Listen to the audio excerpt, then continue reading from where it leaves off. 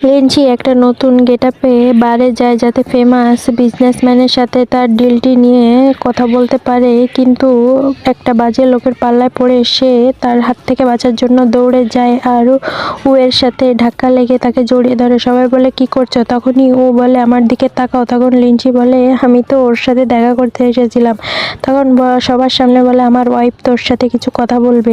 আসলে সে এর বন্ধু ছিল আর তাদের ডিল ফাইনাল হয়ে যায়। এরপর বাড়িতে আসলে এর দাদা দাদি লিনচিকে দেখে খুবই খুশি হয়ে যায়, কিন্তু মন বলে এটা কি হলো, আমি তো ওদেরকে উস্কে নিয়ে এসেছিলাম। আর মনকে বাড়ি থেকে সবাই তাড়িয়ে দেয় আর লিনচিকে হাতে সোনার বালা পরিয়ে দেয়। এরপরে লিনচিকে প্রপোজ করে যাতে সে সারা জীবন তার সাথে বিয়ে করে থাকে। লিনচি প্রপোজালে রাজি হয়ে যায়। কিছুদিন পর তাদের বাচ্চা হয় আর তারা সবাই একসাথে সুখে শান্তিতে থাকে আর গল্প এখানেই শেষ হয়ে যায়।